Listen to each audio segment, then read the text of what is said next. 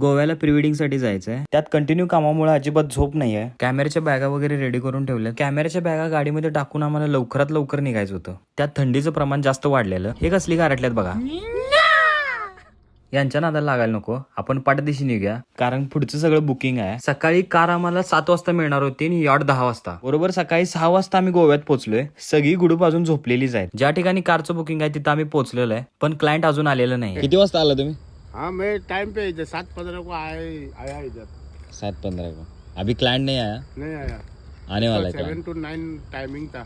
हाँ. कि 9:30 बजे दूसरा है. नहीं, उनका फ्लाइट ना डिले हो गया थोडा.